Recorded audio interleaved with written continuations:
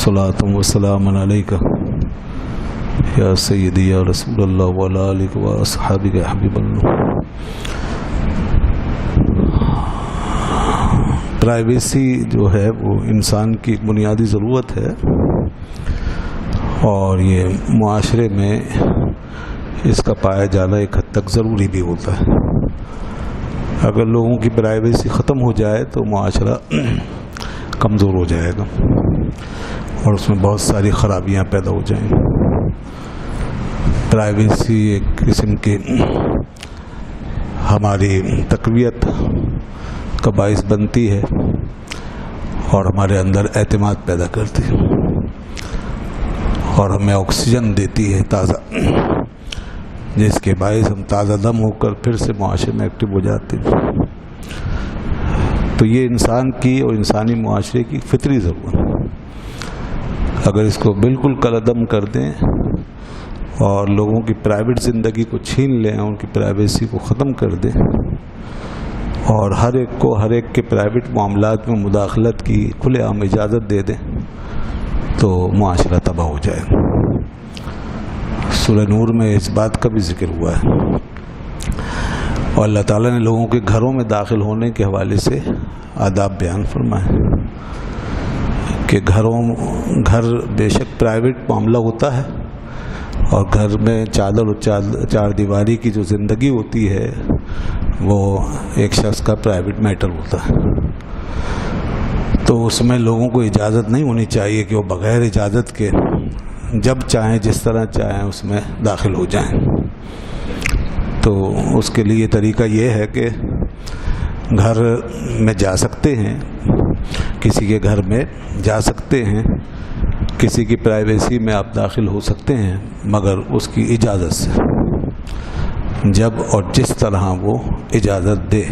تو فرمایا نا، یا ایھا الذین آمنوا لا تدخلوا بیوتا غیر بیوتکم، اے ایمان والو تم اپنے گھروں کے علاوہ دوسروں کے گھروں میں داخل مت ہوا کرو، حتی تستأنسوا، یہاں تک کہ تم اجازت لے لو، ان سے اجازت حاصل کر لو، اور پھر اس کے بعد وَتُسَلِّمُوا عَلَىٰ أَهْلِهَا، اجازت کے ساتھ پھر یہ بھی ایک ادب ہے کہ سلام کرتے ہوئے جاؤ۔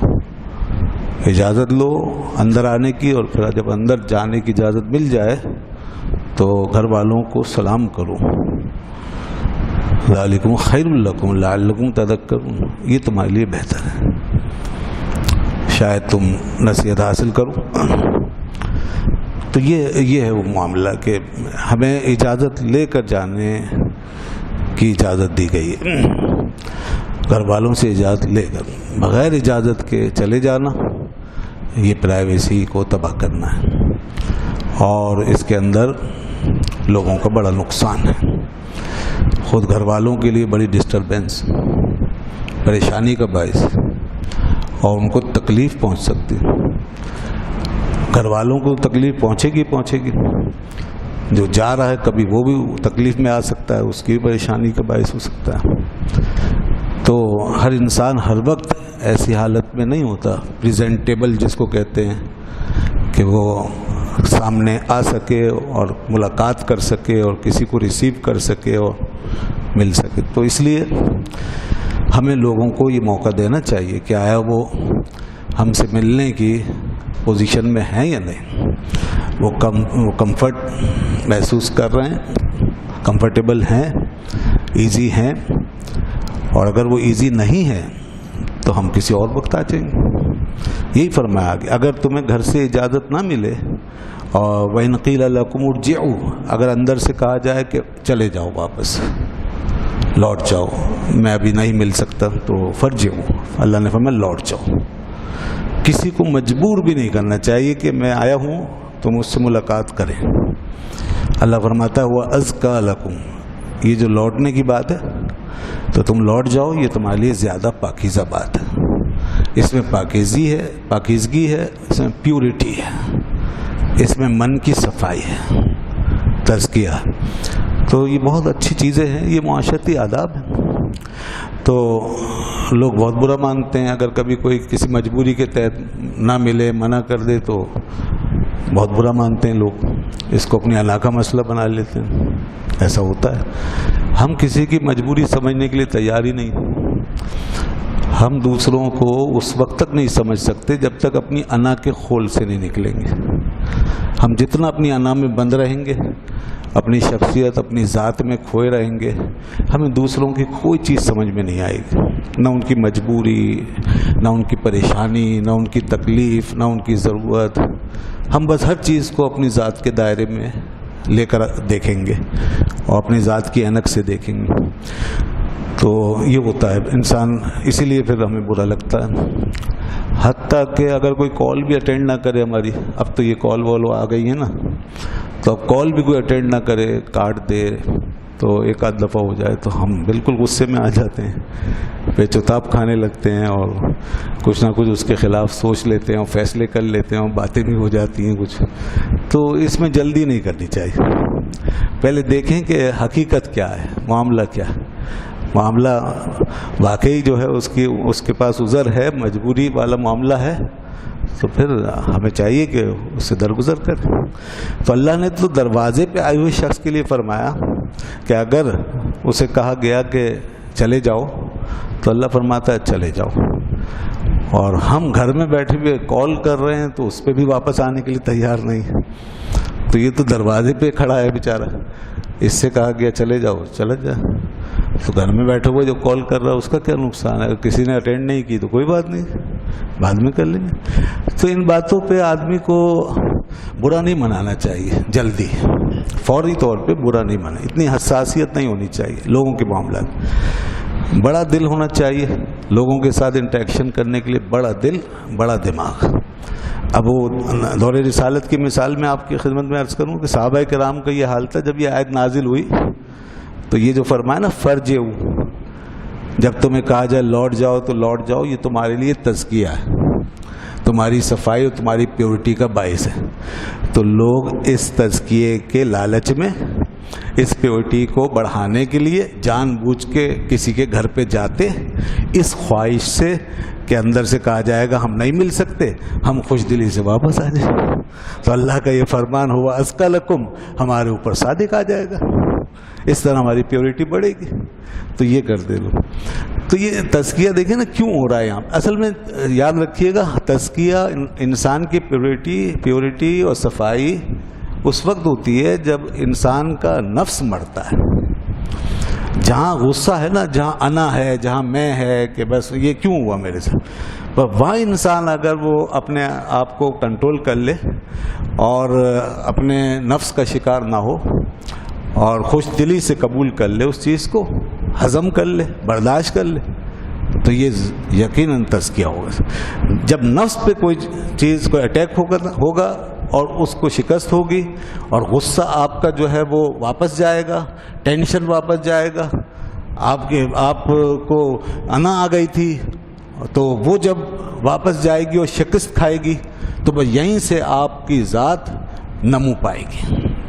जब ज़ात नमू पाती है ना तो इसको कहते हैं तज़किया, यानी इंसान की शख्सियत और उसकी ज़ात में इर्तिका उसी वक्त होता है जब इंसान अपने आप को वापस करता है, रिटर्न करता है, अपने नफ्स को शिकस्त देता है। ये है वह अज़का लकुम। फरमाया अगर फ़इल्लम तजिदू फ़ीहा अहदा, अगर तुम किसी को घर में नहीं पाओ, फ़ला तदखुलूहा, तो ऐसे घर में दाखिल मत हो। बाज़ दफ़ा इंसान घर में किसी को नहीं पाता, कोई है ही नहीं, घर दूसरे का है तो नहीं जाना चाहिए। यानी घर में जब कोई है तो उसकी सूरत पहले बता दी, अब घर में कोई नहीं है तो भी नहीं जाना चाहिए। ये तो बहुत ख़तरनाक हो जाता है बाज़ दफ़ा कि कोई चोरी का इल्ज़ाम आ जाए, कोई और मसला हो जाए, तो इसलिए फरमाया मत जाओ ऐसे घर में मालिक की इजाज़त के बगैर, हत्ता युअज़न लकुम, जब तक कि तुम्हें इजाज़त ना मिल जाए, यहाँ तक कि इजाज़त हासिल हो जाए फिर जाओ।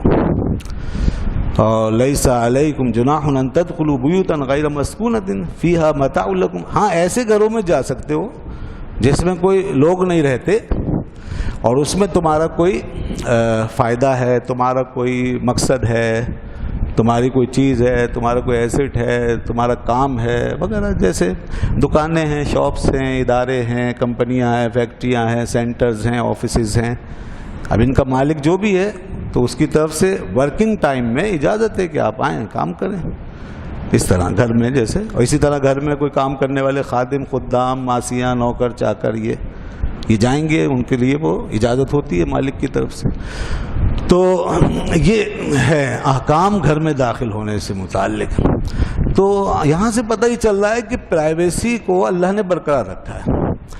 مگر ایک بات یہ ذہن میں رکھیے، اس کو انگریزی میں کہتے ہیں نا، پرائیویسی وداؤٹ ایکسکلوسیونیس. ایکسکلوسیونیس نہیں بننی چاہیے. پرائیویسی جو ہے پرائیویسی رہنی چاہیے. ایکسکلوسیونیس یعنی آپ الگ ہو جائیں، کٹ جائیں، اور گویا پرائیویٹ لائف میں آپ ایک قلعہ بند ہو گئے. گھر کیا ہو گیا؟ قلعہ ہی ہو گیا. اب کسی مل ہی نہیں رہے، سب سے ملنا چھوڑ دیا، تعلقات سارے توڑ لیے اور معاشرے سے کٹ گئے، الگ ہو گئے اور گھر میں بیٹھ گئے. یہ اچھی زندگی نہیں. یہ تنہائی پسندی اور علیحدگی پسندی یہ اچھی چیز نہیں ہے. یہ ایکسکلوسیونیس ہے، یہ نہیں. یہاں اسی لیے فرمایا نا کہ کوئی آنے والے آئیں گے تو ان کے آنے کا ذکر کیا، آداب بتائے، تو یہ سلسلہ رہے گا. تم انہیں اجازت بھی دو گے. گھر کا جو قرآن کانسیپٹ دے رہا ہے وہ گھر کو گھر کے طور پہ پیش کر رہا ہے، قلعے کے طور پہ نہیں. کہ گھر کوئی قلعہ نہیں ہے کہ کوئی نہیں آئے گا. گھر اس طرح ہونا چاہیے کہ اس میں جو آپ کے قریب لوگ ہیں، آپ کے عزیز رشتہ دار ہیں، آپ کے احباب ہیں، دوست ہیں، وہ اگر آتے ہیں، ملاقاتیں ہوتی ہیں اور اس طرح کی کا سسٹم چلتا ہے تو بہت اچھی بات ہے. یہ قرآن نے بتایا ہے. تو پرائیویسی وداؤٹ ایکسکلوسیونیس ہونی چاہیے. اچھا، لیکن ہمارے یہاں ایک اور چیز بھی ہے. اب یہ جو فرینڈلینس کا جو ماحول ہے یہ بھی ایک حد تک رہنا چاہیے. یہ ٹھیک ہے کہ گھر قلعہ نہیں ہے، لیکن گھر چورنگی بھی تو نہیں ہے، گھر چوپال بھی تو نہیں ہے، گھر سرائے عالمگیر بھی تو نہیں ہے کہ جس کا دل چاہ رہا ہے غصہ چلا آ رہا ہے. گھر کا دروازہ ہر وقت کھلا پڑا ہے. گھر ہی نہیں ہے، جو چاہے آئے جائے. بھائی کون ہے؟ ارے دوست ہے ہمارے. کون ہے؟ جی ہمارے جاننے والے ہیں، بس وہ آ رہے ہیں جا رہے ہیں دن رات. گھر میں خواتین ہیں، گھر میں پرائیویسی کا معاملہ ہے، گھر میں پردہ داری کا معاملہ ہے. بہت سی چیزیں ہیں جو اس طرح کھلے عام لوگوں کے سامنے نہیں رکھی جا سکتی. ایک عزت ہے، ایک احترام ہے. تو ہر کوئی ایسے چلا ہے دوستی میں، تعلقات میں نہیں. یہ بھی غلط ہے. دوستی اور تعلقات اتنے نہیں بڑھنے چاہیے. اسی لیے فرینڈلینس جو ہے نا، فرینڈلینس جو ہے یہ وداؤٹ انڈیو فیملیئرٹی ہونا چاہیے. وداؤٹ انڈیو فیملیئرٹی یعنی انڈیو فیملیئرٹی سے بچیں گے آپ. ایسی فیملیئرٹی جو انڈیو ہے نا، جائز نہیں ہے، ان لافل، یہ جائز نہیں ہوگی. تو اس لیے آج کل جیسے گھروں میں بڑی آزادی بھی ہو گئی ہے بہت سے، اور دوست احباب کھلے عام چلے آتے ہیں، اور اندر تک ڈرائنگ روم تک، بیڈ روم تک جس کا دل چاہتا ہے، کوئی کزن ہیں، کوئی دوست ہیں، لوگ ہیں، چلے آتے ہیں. ایسے بھی گھر ہیں. تو یہ منع ہے. یہ قرآن نے اسی لیے فرمایا اجازت لو. یہ سب کے لیے ہے. جو گھر کے باہر رہتا ہے ان سب کے لیے یہ ہے اجازت لیجیے. بلکہ گھر کے اندر بھی کچھ اور پرائیویسیاں ہوتی ہیں جس کی اجازتوں کا ماحول بننا چاہیے. ٹھیک ہے. تو بہرحال مسلمانوں کا گھرانہ ایسے ہوگا. یہ مسلمانوں کا گھرانہ ہے. یہ یورپینس کا گھرانہ نہیں ہے، یہ انگریزوں کا گھرانہ نہیں ہے. تو ان کا گھر اور باہر سب برابر ہوتا ہے. ہمارا گھر ہوتا ہے. مسلمان کا گھر اس شان سے ہونا چاہیے. اس میں کوئی حدود ہونی چاہیے، اس کے آداب ہونے چاہیے. اور باہر کے آدمی میں، گھر کے آدمی میں فرق ہونا چاہیے، فاصلہ ہونا چاہیے، فرق ہونا چاہیے. یہ چیزیں ضروری ہیں تاکہ ہمارا معاشرتی ماحول زیادہ سے زیادہ پاکیزہ ہو سکے اور مضبوط سے مضبوط تر ہو سکے. اللہ تعالیٰ نے سورہ فرقان، یہ تو تھی سورہ نور، یہ مکمل ہوئی. پھر سورہ فرقان پڑھی گئی، سورہ شعراء. سورہ فرقان میں اللہ تعالیٰ نے اپنے کچھ بندوں کا ذکر فرمایا. کل بھی کچھ بندوں کا ذکر ہوا تھا، کیسے ہونے چاہیے اللہ کے بندے. فرما وعباد الرحمن الذین یمشون علی الارض ہونا. اللہ کے بندے تو وہ ہیں، رحمان کے بندے جنہیں وہ اپنا بندہ کہتا ہے. ویسے تو ہم سبھی دعوے دار ہیں، ہم اللہ کے بندے ہیں، مگر مزہ تو اس میں ہے کہ وہ خود کہے کہ یہ میرے بندے ہیں. اسی کو کہتے ہیں عبد دیگر، عبد وہ چیزیں دیگر. عبد اور ہوتا ہے، عبد اور ہوتا ہے. عبدو وہ ہے جسے وہ کہتا ہے کہ میرا بندہ ہے، اور وہ جب کہہ دے کہ میرا بندہ تو بس پھر کیا بات ہے، بات بن گئی پھر. تو اس لیے وہ فرماتا ہے میرا بندہ جسے میں کہوں گا وہ یہ ہوگا. الذین یمشون علی الارض ہونا، زمین پہ جب چلیں گے نا تو عاجزی سے چلیں گے، انکساری سے چلیں گے. چال میں فرق ہوتا ہے. چال بہت کچھ ہوتی ہے. چال سے مراد یہ صرف چلنا ہی نہیں ہے، چال سے مراد یہ پورا انڈیکیشن ہے نا اس کے پورے حال کی طرف، اس کے پورے کردار کی انڈیکیشن ہے. چال انڈیکیشن ہی ہوتی ہے، پورے کردار کو بتاتی ہے. اچھی چال، بری چال، سب جانتے ہیں، محاوروں میں بولتے ہیں چال ڈھال، یہ وہ چال سے پتہ چل جاتا ہے. اچھے لوگوں کی چال اچھی ہوتی ہے، برے لوگوں کی چال بری ہوتی ہے. متکبر کی چال الگ ہوتی ہے، عاجزی کرنے والے کی چال الگ ہوتی ہے، متواضع شخص کی چال. تو پوری شخصیت ہوتی ہے چال کے اندر، چہرے میں، چال میں، چال ڈھال میں. تو اس لیے فرمایا وہ چلتے ہیں، ان کی چال کیسی ہے؟ فرمایا یمشون علی الارض ہونا، عاجزی سے چلتے ہیں، انکساری، تواضع. اس لیے آگے فرمایا اور بھی اوصاف ہیں، صرف چلنا پھرنا یہی نہیں، خالی مقصد پوری شخصیت ہے. فرمایا وَإِذَا خَاطَبَهُمُ الْجَاهِلُونَ قَالُوا سَلَامًا، جب جاہلوں سے مخاطب ہوتے ہیں تو جہالت کی بات نہیں کرتے، سلام کرتے ہوئے گزر جاتے ہیں.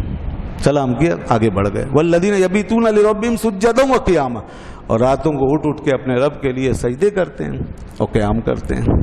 وَالَّذِينَ يَقُولُونَ رَبَّنَا اصْرِفْ عَنَّا عَذَابَ جَهَنَّمَ، اور یہ وہ لوگ ہیں جو کہتے ہیں ہمارے رب ہم سے جہنم کا عذاب پھیر دے. ان عذابها کان غراما، بے شک اس کا عذاب جو ہے جہنم کا یہ چمٹ جانے والا ہے، چمٹ جاتا ہے، ہلاک کر دیتا ہے. انہا ساعت مستقر و مقامہ، یہ جہنم بہت بری جگہ ہے ٹھہرنے کی، جو بھی اس میں جائے گا اس کے لیے برا ٹھکانہ ہوگا. والذین اذا انفقوا لم یسرفوا ولم یقتروا، اور ان کے مالی معاملات اس طرح کے ہوتے ہیں کہ جب وہ خرچ کرتے ہیں تو اسراف نہیں کرتے، ریاکاری نہیں کرتے، دکھاوا نہیں کرتے، اسراف نہیں کرتے، ضائع نہیں کرتے. ولم یقتروا، اور نہ کنجوسی کرتے ہیں، جتنا خرچ کرنا چاہیے اتنا خرچ کرتے ہیں. وَكَانَ بَيْنَ ذَلِكَ قَوَامًا، اس کے درمیان رہتے ہیں. تو یہ وہ لوگ ہیں جو اللہ کے بندے، جن کو کہا رحمان کے بندے. تو ان میں عاجزی، تواضع بہت بڑی چیز ہے جناب. تواضع سے ایک الگ شخصیت بنتی ہے. تواضع ہمارے معاشرے میں کم ہو رہی ہے بدقسمتی سے. ہم اکثر و بیشتر جھگڑوں کی طرف جا رہے ہیں، ہم لڑائیوں کی طرف جاتے ہیں، ہم غصہ جلدی ہو جاتے ہیں، ہم ٹینس جلدی ہو جاتے ہیں. اکثر دیکھیں ہم، اس کی وجہ سے بہت سارے معاملات خراب ہوتے ہیں. یہ سب تواضع کے خلاف. بچوں کے اندر ہم نے بڑا غصہ بھر دیا ہوتا ہے، اور ایسی شخصیت اور نفسیات اس کی بنا دی ہوتی ہے کہ بچے کسی سے بس کچھ لے کر مت آنا، کچھ دھروا کے مت آنا، کچھ ٹکا کے آنا، کچھ اٹھا کے مت لانا، کچھ ڈال کے آنا دوسرے پر، اور بس روتے ہوئے مت آنا، رلاتے ہوئے آنا. کچھ کرے نا 2-4 لگا دینا. یہ سکھایا بہادری، اس کو ہم نے کہا ہوا. اور بچے پہ فخر کرتے ہمیں اس طرح کی باتیں سکھاتے نہیں. تواضع سکھائیں، عاجزی سکھائیں، بڑوں کا ادب سکھائیں. خدا رہا یہ مائیں ہماری بیٹھی ہیں، مائیں بہنیں، یہ زیادہ فرض ان کا ہے. یہ چیزیں زیادہ یہ کر سکتی ہے بچوں کے اندر، ابتدائی عمر میں آپ ڈال سکتی ہیں یہ باتیں. زیادہ باپ سے زیادہ ماں کر سکتی ہے کردار، کہ وہ بچے کو اس طرح بنائے کہ وہ عاجزی سیکھے، تواضع سیکھے. جہاں بے ادبی کرے روکے اسے، سلام کرنا سکھائیں، آداب سکھائیں، بڑوں کے سامنے بیٹھنا سکھائیں. اس سے پوری ایک شخصیت بن جائے گی خود بخود. جب وہ بڑا ہوگا تو آپ کو شرمندگی نہیں ہوگی، آپ خوش ہوں گے دیکھ کے، آپ خوش ہوں گے، اللہ خوش ہے. تواضع سے اللہ خوش ہوتا ہے. حدیث پاک میں آتا ہے من تواضع للہ فقد رفعہ اللہ، جو اللہ کے لیے تواضع کرے اللہ اسے بلند کر دیتا ہے. اللہ خوش بھی ہوتا ہے، بلندی عطا فرما دیتا ہے. تواضع میں بندے نے اپنے آپ کو جھکایا تھا، اللہ نے اٹھا دیا. تو یہ ہے وہ چیز. تو اس لیے ہمارے معاشرے سے تواضع جا رہی ہے. اس تواضع کا کسی کا احسان ہے مانیں، شکریہ ادا کریں. سلام کوئی کر رہا ہے جواب دیں. لحاظ کرنا سیکھیں، کہ لحاظ مطلب کوئی آیا تو اس کا لحاظ کریں. کوئی بزرگ اسے پہلے آگے جگہ دیں، اسے آگے جانے دیں، اسے موقع دے دیں. کوئی بیمار ہے، کوئی کمزور ہے، کوئی اور ہے، کسی کو ضرورت ہے. ان سب چیزوں کا خیال رکھا جائے تو ایسے لوگ یقیناً ایسا معاشرہ پھر فرشتوں کا معاشرہ ہوتا ہے. گویا وہ انسان فرشتوں کی طرح ہوتے ہیں پھر، تو ان سے کسی کو تکلیف نہیں ہوتی. حدیث میں آتا ہے لا ضرر ولا ضرار، نہ کسی خود تکلیف اٹھاؤ نہ دوسرے کو تکلیف پہنچاؤ. ایسے کام نہ کرو جس سے خود تکلیف ہو یا دوسرے کو تکلیف پہنچے. یہ اس سے بچو، لا ضرر ولا ضرار۔ اللہ، ہمارے اسلاف جو تھے، جن کا ہم آج ذکر کرتے ہیں، جو جن سے کتابیں بھری پڑی ہیں، جتنے بھی بزرگان دین، پہلے بزرگ سے لے کر، دنیا کے پہلے بزرگ سے لے کر اور قیامت تک آنے والا کوئی آخری بزرگ جو بھی ہوگا نا، بخدا ان سب کا اخلاق ایک ہی ہوتا ہے، چاہے پرانے زمانے کے ہوں یا ماڈرن ایج کے ہوں یا آنے والے زمانے، سب کا، ان سب کا اخلاق ایک ہوگا، طریقہ ایک ہوگا، رویہ، یہ نہیں بدلتے۔ اگر ان کے تواضع میں، ان کی عاجزی میں، ان کے طریقے میں فرق آ جائے تو بزرگی ختم، کیونکہ وہ ایک ہی چیز ہے۔ یہی انبیاء کا طریقہ ہے، تمام نبیوں کا طریقہ، تمام بزرگوں کا طریقہ، عاجزی، انکساری، تواضع، تکبر کبھی نہیں ہوگا، انانیت کبھی نہیں۔ دیکھیں اللہ کے رسول فاتح مکہ کی حیثیت سے داخل ہوئے مکے میں، 10,000 کا لشکر، بڑی فوج لے کے جا رہے تھے، اور بڑی فتح سے ہمکنار ہوئے۔ آج پورے مکے پہ، سارے عالم عرب پر مسلمانوں کی دھاک بیٹھنے والی بہت بڑی فتح ہے۔ اللہ اکبر، جتنی بڑی فتح ہے اتنی ہی بڑی عاجزی کے ساتھ حضور داخل ہو رہے ہیں، تکبر نہیں، یہاں تک کہ سر بھی نہیں اٹھا رکھا، سر جھکا ہوا ہے ایسے، جس سواری پہ سوار ہیں اس پہ سر جھکا، سیاہ امامہ سر انور پر ہے، اور اس کا شملہ یہ جو ہوتا ہے پیچھے، یہ نیچے لٹکا ہوا ہے، رکاب کو چھو رہا ہے، اتنا سر جھکا ہوا ہے، اس شان سے اللہ کے شہر میں جا رہے ہیں، مکے میں داخل ہو رہے ہیں۔ ابو سفیان اور حضرت عباس ساتھ کھڑے ہوئے تھے۔ ابو سفیان کہنے لگے، دیکھو عباس، تمہارا بھتیجا تو بادشاہ بن گیا، بادشاہ ہیں، بادشاہ آ رہے ہیں، بادشاہ بن گئے ہیں۔ حضرت عباس نے کہا، نہیں ابو سفیان، یہ بادشاہ نہیں، یہ رسول اللہ ہیں، غور سے دیکھو، یہ رسول اللہ ہیں۔ بادشاہ ایسے آتے ہیں؟ کوئی بادشاہ تو آتے ہیں دندناتے ہوئے اور اوپر سر اٹھاتے ہوئے اور فخری انداز میں اور بڑے تکبر کے ساتھ، بادشاہ تو ایسے آتے ہیں۔ یہ تو اللہ کے نبی، یہ نبیوں کا آنا ہے۔ دیکھو اللہ نے کتنی بڑی فتح عطا کی ہے، پھر بھی عاجزی دیکھو کیسے سر جھکا کر تشریف لا رہے ہیں۔ اور پھر آتے کیا اعلان کیا، لا تثریب علیکم اليوم، وہی جو یوسف علیہ السلام نے کہا تھا اپنے بھائیوں سے، فرمایا مکے والو آج تم پہ کوئی معاوضہ نہیں۔ لوگ کی روحیں کانپ رہی تھیں، دل دھڑک رہے تھے، کپ کپا رہے، پریشان تھے، اب کیا ہوگا، اب تو یہ فاتح بن گئے، ہم نے تو انہیں بہت مارا، بہت ستایا، بہت تنگ کیا، انہیں بہت تنگ کیا، ان کے گھر چھڑوا دیے، ان کے مال اموال لوٹ لیے، ان کے بیوی بچوں کو در بدر کر دیا، ان کو کوڑے مارے، ان کو سلوں پہ لٹایا، دھوپ میں، تپتی دھوپ میں تڑپایا، کیا کچھ نہیں کیا تھا۔ دنیا کا سب سے زیادہ ظلم ہوا تھا اس وقت، تو اب ڈر رہے تھے سب کے، پتہ نہیں اب کیا ہوگا، ہمارے تو ٹکڑے ٹکڑے ہو جائیں گے۔ لیکن جب رسول رحمت نے وہاں تشریف لا کر اعلان فرمایا تو سب حیران رہ گئے، ان کے خوف اور ان کی دہشت کے برخلاف ایک عجیب انہوں نے جواب پایا آپ کی ذات سے، اور وہ یہ کہ لا تثریب علیکم اليوم، جاؤ آج تم پر کوئی معاوضہ نہیں، تم سب سے معاف کر دیا گیا، سب کو معاف کر دیا گیا، کوئی پکڑ نہیں، کوئی معاوضہ نہیں، اور جو یہاں پناہ لے لے اس کو چھوڑ دیا جائے گا، سوائے 2-4 آدمیوں کے، فرمایا یہ جہاں ملے ان کو پکڑ لو اور مار دو، باقی سب کو معاف کر دیا گیا۔ تو یہ تھا رویہ، یہ ہے تواضع۔ تواضع انسان کی جو ہے نا، یہ بہت کچھ دنیا کو دے دیتی ہے۔ ہم اگر کسی کو کچھ دے سکتے ہیں تواضع سے دے سکتے ہیں، متکبر آدمی کے پاس کچھ نہیں ملتا، اور جو متکبر ہیں ہسٹری میں وہ مٹ گئے، بادشاہ جو ہیں اپنی بادشاہت کے ساتھ آج سب کے سب مٹے ہوئے ہیں، لیکن وہ بادشاہ آج بھی زندہ ہیں اور ان کی حکومتیں آج بھی قائم ہیں جنہوں نے تواضع کے ساتھ بادشاہت کی، بادشاہ بن کے بھی تواضع کے ساتھ رہے، متواضع رہے۔ ایسے ایسے بھی لوگ ہوئے دنیا میں، انبیاء کرام میں بھی ایسے بہت سے بادشاہ ہوئے، اور بعد میں بھی لوگ بہت سے ہوئے۔ حضرت خواجہ نظام الدین اولیاء رحمۃ اللہ علیہ کی ایک بات یاد آتی ہے، اب خواجہ صاحب کی کیا بات ہے، وہ تو محبوب الہی کہلاتے تھے، اولیاء کے سردار، کتنے اولیاء کے سردار ہیں۔ ایک بڑا جنکشن ہے سلسلہ چشتیہ میں، بڑے بڑے جو جنکشن ہیں اس میں خواجہ نظام الدین اولیاء ہیں، جہاں سے پھر ولایتیں بڑھتی ہیں اور کتنے ولی بنتے ہیں دلی کے اندر۔ تو ان کے دور میں ایک مولانا تھے، مولانا ضیاء الدین سنامی۔ میں ذرا کچھ شخصیت، تواضع، متواضع شخصیتوں کا ماحول بتا رہا ہوں، ذرا دیکھیے کیا ہوتا ہے وہ ہمارے ماحول میں ان کے ماحول میں کتنا فرق ہے۔ یہ ہے عباد الرحمن۔ تو وہ مولانا ضیاء الدین سنامی تھے، وہ حضرت خواجہ نظام الدین اولیاء رحمۃ اللہ علیہ سے اختلاف رکھتے تھے ایک مسئلے میں، اور وہ مسئلہ تھا سما کا۔ آپ کے یہاں سما ہوتی تھی، سلسلہ چشتیہ میں سما ہمیشہ متعارف رہی، تو سما ہوتی تھی، مگر میں نے پہلے بھی بتایا کہ سما جو ہے اس وقت کی مزامیر سے خالی ہوتی تھی، یعنی مزامیر نہیں ہوتے تھے یہ ڈھول باجے. تو آج کل خیر مزامیر بھی اس میں ایڈ ہو گئے.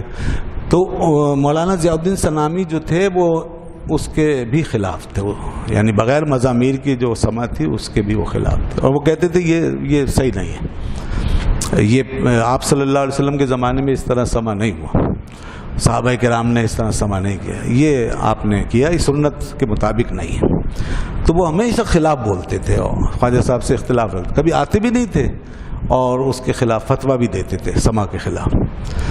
لوگوں کو معلوم تھا جو مریدین تھے وہ ناراض بھی ہوتے ہوں گے، غصہ بھی ہوتے ہوں گے، مگر خواجہ صاحب نے کبھی غصہ نہیں کیا. اور مولانا ضیاء الدین سنامی بہت اچھے عالم تھے، کوئی ایسے نہیں گلی کوچے کے مولوی، بڑے زبردست عالم تھے اور بڑا مطالعہ تھا ان کا. پر وہ شریعت کے معاملے میں بہت سخت تھے، بس شریعت کے معاملے میں بہت اسٹرکٹ تھے، بہت سخت تھے وہ. تو اس لیے وہ حضرت بو علی شاہ قلندر رحمۃ اللہ علیہ جب ان کے سامنے آتے تھے تو بو علی شاہ قلندر تو مجذوب تھے نا، ان پر وجد کی کیفیت طاری رہتی تھی، جذب کی، ایک عرصے تک، کئی مہینوں تک. تو اس میں ان کے بال سارے بڑھ جاتے تھے حضرت بو علی شاہ قلندر کی، مونچھیں بڑھ جاتی، داڑھی بے تحاشا بڑھ جاتی. تو مولانا اتنے پابند شریعت تھے مولانا ضیاء الدین سنامی کے، کینچی ہاتھ میں رکھتے تھے صرف ان کے لیے کہ جب یہ آئیں گے تو ان کی یہ سارا میں شریعت کے مطابق کر دوں گا. تو لہٰذا وہ بال داڑھی پکڑ کے سنت کے مطابق کاٹ دیا کرتے تھے، ان کی مونچھیں سب تراش دیتے تھے سب. اچھا وہ بھی مرد کلندر، سچے کلندر تھے وہ. آج کل کے کلندر تھوڑی جو پھرتے رہتے ہیں، وہ شریعت کا پتہ نہیں ہے اور ایسے ہی کلندر بنے ہوئے. تو یہ سچے کلندر لوگ، اللہ کے نیک بندے، وہ بھی جب ہوش میں آتے، حضرت بو علی شاہ قلندر جیسے جذب سے فارغ ہوتے تو دیکھتے میرے بال وغیرہ کم ہو گئے، تو اس طرح وہ داڑھی کو لے کے اپنی ایسے چومتے تھے اور کہتے تھے الحمدللہ یہ داڑھی جو ہے اب اور مبارک ہو گئی کہ سنت کے راستے میں کاٹی گئی ہے، شریعت کے راستے میں کاٹا گیا اسے، یہ میرے لیے اور مبارک. وہ غصہ نہیں کرتے تھے کہ کیا کر دیا تم نے، میں کلندر کیسے بنوں گا، اتنے بڑے بڑے بال میرے کام آ رہے تھے، لوگ مجھے کلندر سمجھ رہے تھے. تو نہیں، بلکہ شریعت، کلندر جو سچا ہوگا وہ کبھی شریعت سے نہیں ٹکرائے گا، یاد رکھیے گا. تو وہ سچے لوگ تھے، اس لیے وہ چومتے تھے. اچھا خیر، میں بات کر رہا تھا حضرت خواجہ نظام الدین اولیاء رحمۃ اللہ علیہ. تو اب ہوا یہ کہ مولانا ضیاء الدین سنامی جو ہیں وہ اسی طرح چلتے رہے، بالآخر ان کا آخری وقت آ گیا، مولانا سنامی کا آخری وقت آ گیا اور وہ حالت نزا میں چلے گئے. حضرت خواجہ صاحب کو پتہ چلی یہ بات کہ وہ بیمار ہوئے ہیں اور بہت بالکل حالت خراب ہے اور آخری لمحات ہیں. تو خواجہ صاحب نے فرمایا چلو عیادت کر لیتے. دیکھیں اب آپ یہ تواضع دیکھیں، انا نہیں ہے نا کہیں. ساری زندگی اختلاف کرنے والے مولانا سنامی، اور اب ان کا یہ حال ہو گیا. تو حضرت خواجہ صاحب نے اپنی طرف سے بڑے اعلیٰ اخلاق کا مظاہرہ فرمایا، تواضع کا اظہار فرمایا، چلیں ان کی عیادت کر. تو یہ کچھ لوگوں کے ساتھ خواجہ صاحب اٹھے اور ان کی طرف جانے کے لیے تیار ہوئے. ابھی نکلے ہی ہیں، راستے میں ہے کہ کسی نے بھاگ کر جا کے مولانا کو بتا دیا کہ خواجہ صاحب تشریف لا رہے ہیں، خواجہ نظام الدین اولیاء رحمۃ اللہ علیہ تشریف لا رہے ہیں. اب جو مولانا ضیاء الدین سنامی کو یہ بات پتہ چلی کہ خواجہ صاحب تشریف لا رہے ہیں، اب وہ اختلاف ضرور کرتے تھے ایک مسئلے میں، لیکن یہ جانتے تھے کہ یہ بہت بڑے ولی ہیں، ان کا مقام بہت بلند ہے، ان کی بزرگی مسلم ہے. تو وہ انہوں نے بھی پھر دیکھیے کس قسم کا رسپانس دیا. تو فوراً اب دائیں بائیں دیکھنے لگے، پریشان، کیا کروں، خواجہ صاحب تشریف لا رہے ہیں میرے گھر میں، میرے غریب خانے میں ان کو کیسے بلاؤں، کہاں بٹھاؤں، کہاں جگہ پہ. تو اس پریشانی ہیزیٹیشن میں تھے وہ. تو انہوں نے اپنی پگڑی اتار لی، سر کے سرانے جو امامہ رکھا ہو اتار، اپنے شاگردوں سے کہا اس کو کھولو، جلدی جلدی کھولو، بس اس سے زیادہ اور کوئی اکرام کی چیز نہیں ہے خواجہ صاحب کے لیے. یہ میرا امامہ نیچے بچھاؤ، جہاں وہ راستے تک، دروازے تک، چوکھٹ تک خواجہ صاحب جب تشریف لائیں تو میرے امامے پہ چلتے ہوئے آئیں گے، میرے سر پر آئیں گے، اس سے زیادہ اور اکرام کی کوئی چیز نہیں. چنانچہ امامہ بچھا دیا اپنا. خواجہ صاحب تشریف لائے اور آ کے دروازے پہ، چوکھٹ پہ جیسے ہی پہنچے تو نیچے دیکھا تو امامہ بچھا ہوا. انہوں نے پھر کیا کیا، اب دیکھیں یہ سب ماحول، انہوں نے اس امامے کو اٹھا کے لپیٹ کے سینے سے لگا لیا. اور پھر اس کے بعد بڑے احترام سے مامون کے سراہنے رکھا اور جا کے بیٹھ گئے. کوئی کسی کی انسلٹ نہیں کر رہا یہاں پہ, توہین نہیں ہو رہی, کیسی تواضع ہے, ایک دوسرے کا لحاظ ہے. اختلاف اپنی جگہ یہ ہوتے ہیں, یہ ماحول ہوتا ہے. اختلاف اور مخالفت میں یہ فرق ہے. اختلاف میں ادب نہیں جاتا, اخلاق نہیں جاتا.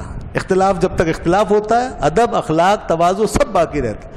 اور جب یہ چیزیں چلی جائیں تو اختلاف نہیں, مخالفت ہے.